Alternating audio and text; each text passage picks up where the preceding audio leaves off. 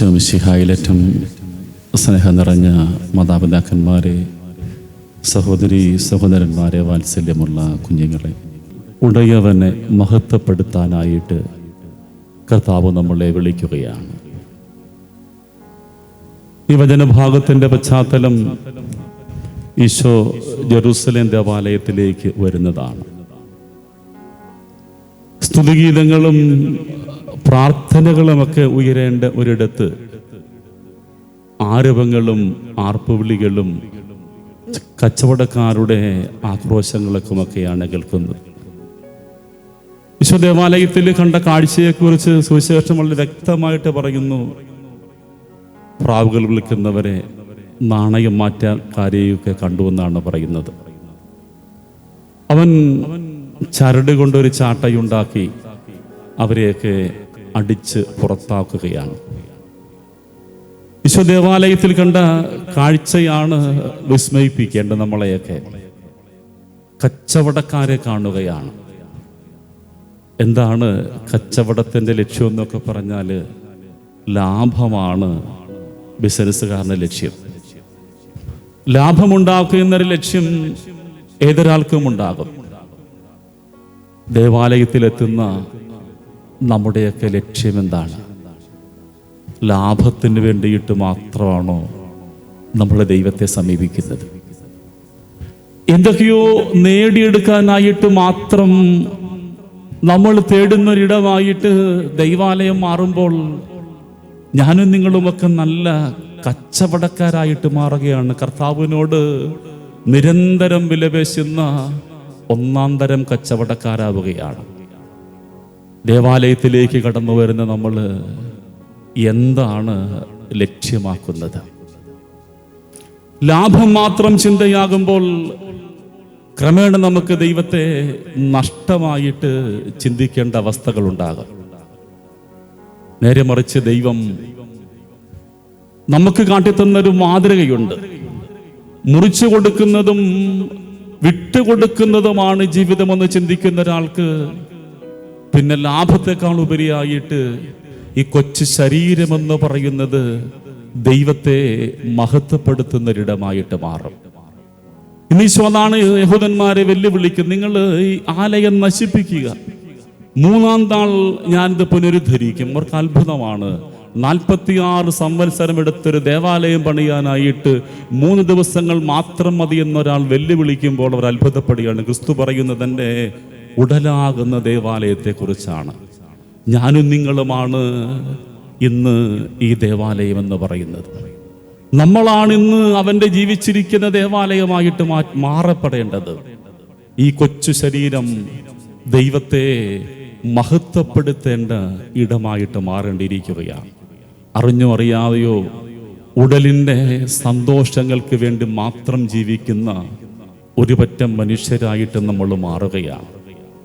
ഈ അടുത്ത ദിവസങ്ങളിൽ വളരെ പ്രചരിപ്പിക്കപ്പെട്ടൊരു വീഡിയോ ഉണ്ട്. ഒരു അച്ഛൻ നമ്മുടെ കാലഘട്ടത്തിലെ വസ്ത്രധാരണത്തെക്കുറിച്ച് അല്പം വൈകാരികമായിട്ട് സംസാരിക്കുന്നുണ്ട്. ഈ വീഡിയോ കേട്ട ഒരു പെൺകുട്ടി എന്നെ വിളിച്ചു. അവളൊരു കോളേജ് വിദ്യാർത്ഥിയാണ്. അച്ഛാ, ഈ അച്ഛന്മാർക്കൊക്കെ വേറെ പണിയൊന്നുമില്ലേ? ഞങ്ങളുടെ വ്യക്തി സ്വാതന്ത്ര്യമാണ് എന്തുടുക്കണം, എന്ത് കഴിക്കണം എന്നൊക്കെ ഉള്ളത്. അച്ഛൻ അടങ്ങിയിരുന്നു കൂടെ. അച്ഛൻ എന്ത് വീഡിയോ ഇറക്കിയിരിക്കുന്നേ? ഞാൻ അവളോട് ശാന്തമായിട്ടൊരു മറുപടി പറഞ്ഞു. എന്തുടുക്കണം, എന്ത് ധരിക്കണം എന്നുള്ളത് വ്യക്തി സ്വാതന്ത്ര്യമാണ്. എവിടെ എങ്ങനെ ആയിരിക്കണമെന്നുള്ള നമ്മുടെ വിവേകത്തിൻ്റെയും കൂടെ ഒരു തലമായിട്ട് മാറണം. ഞാൻ പറഞ്ഞു, മോളെ, നീ ഒരു യാത്ര പോകുമ്പോൾ നീ ധരിക്കേണ്ട, നിനക്ക് യാത്രയ്ക്ക് സുഖമാകുന്ന കംഫർട്ടബിളായൊരു വേഷമുണ്ട്, അതിട്ടുണ്ട് പോകണം.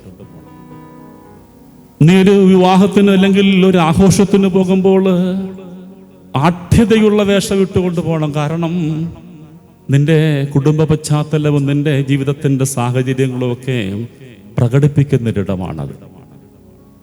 നീ ദൈവാലയത്തിലേക്ക് വരുമ്പോൾ നീ എത്തുന്നത് ആരാധിക്കാനായിട്ടാണ്. അവിടെ എത്തുന്ന നിന്റെ വേഷമെന്ന് പറയുന്നത് ആദരവിൻ്റെ വേഷമായിട്ട് മാറണം.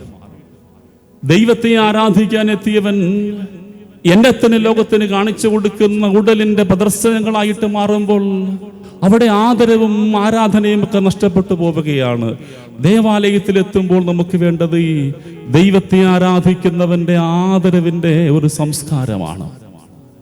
നമ്മുടെയൊക്കെ ആഘോഷങ്ങളൊക്കെ വല്ലാതെ, പ്രത്യേകിച്ചും ആഘോഷങ്ങളിലെ വിശുദ്ധ കുർബാനയൊക്കെ കാണുമ്പോൾ പലപ്പോഴും കണ്ണു നിറയാറുണ്ട്.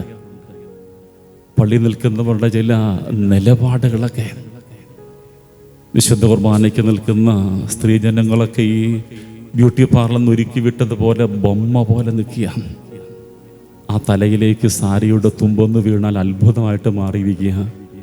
മകൻ്റെയോ മകളുടെയോ കല്യാണം നടന്നതുകൊണ്ട് വിശുദ്ധ കുർബാനയല്ലാതായിട്ട് മാറുന്നില്ല.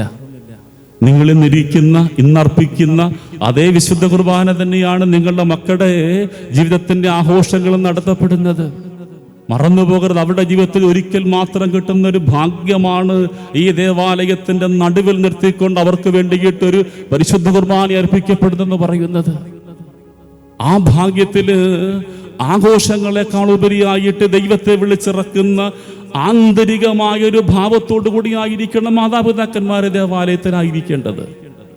ദേവാലയത്തിൻ്റെ നൈർമല്യത്തെ കളയുന്ന സംസ്കാരങ്ങൾ നമുക്കുണ്ടാകരുത്.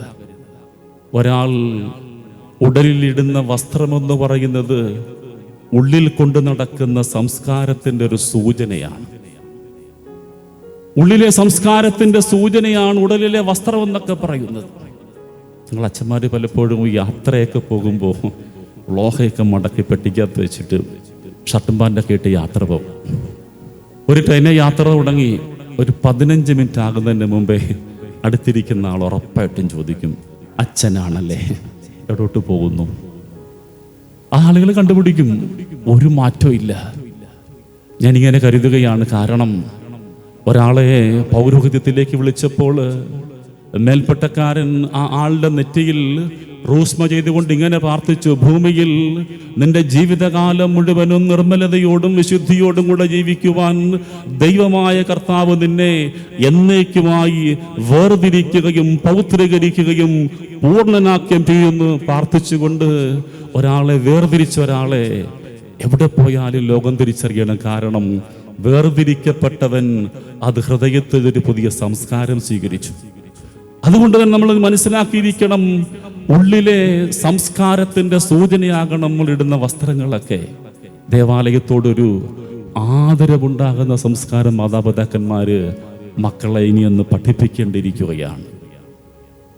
പ്രസിദ്ധ സുവിശേഷ പ്രസംഗം നമ്മുടെ ഇടയിൽ കഴിഞ്ഞ ദിവസം എത്തിയ ബെന്നി പുന്നത്തറയുടെ പുസ്തകത്തിൽ അദ്ദേഹം വിവരിക്കുന്ന ഒരു കൊച്ചു സംഭവമുണ്ട്. അദ്ദേഹം ആദ്യമായിട്ട് അമേരിക്കയ്ക്ക് പോയപ്പോൾ അദ്ദേഹം താമസിക്കുന്ന അദ്ദേഹത്തിൻ്റെ ഒരു സുഹൃത്തിൻ്റെ ഭവനത്തിലാണ്. അവിടെ കോളേജിൽ പഠിക്കുന്ന ഒരു മകളുണ്ട്. ഒരു ദിവസം അവർ സംസാരിച്ചു കൊണ്ടിരിക്കുമ്പോൾ അവൾ തൻ്റെ കോളേജിലെ വീക്കെൻഡിനെ കുറിച്ചൊക്കെയാണ് സംസാരിക്കുന്നത്. ശനി ഞായറും സുഹൃത്തുക്കളൊക്കെ ഒന്നിച്ചുകൂടി അടിച്ചു പൊളിക്കുന്ന ഒരു സംസ്കാരം. അപ്പോൾ അതുവരിൽ ഒരാൾ ഈ പെൺകുട്ടിയോട് ചോദിക്കുന്നുണ്ട്, നീയും ഒന്നിച്ചു കൂടുമ്പോൾ അവരുടെ കൂടെ മദ്യപിക്കാറുണ്ടോ എന്ന്. അവൾ തിരികെ ചോദിക്കുന്ന ഒരു ചോദ്യം ഇതാണ്, നിങ്ങളൊക്കെ എന്തിനാ മദ്യപിക്കുന്നത്? ഒന്ന് രസം കിട്ടാനായിട്ട്, ഒരു സന്തോഷം കിട്ടാനായിട്ട്.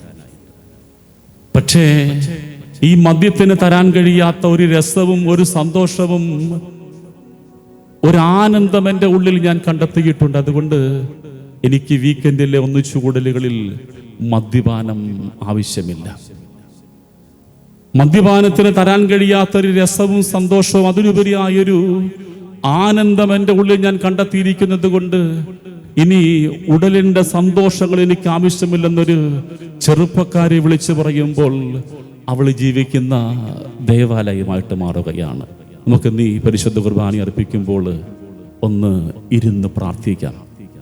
എൻ്റെ ഉടൽ ദൈവത്തെ മഹത്വപ്പെടുത്തുന്ന ദേവാലയമായിട്ട് മാറുന്നുണ്ടോ? ഒരു നാൾ ഈ ഭൂമിയിൽ അടക്കപ്പെട്ടതിന് ശേഷം ഉയർപ്പിക്കപ്പെടേണ്ട, മഹത്വീകൃതമായിട്ട് ഉയർപ്പിക്കപ്പെടേണ്ട ഉടലാണ് എൻ്റെ ശരീരമെന്നുള്ള ബോധ്യത്തിൽ നമ്മളെ തന്നെ ഈ കുർബാനയിൽ സംഭവിച്ച് നമുക്ക് പ്രാർത്ഥിക്കാം. ദൈവം നമ്മെ ധാരാളമായി അനുഗ്രഹിക്കട്ടെ.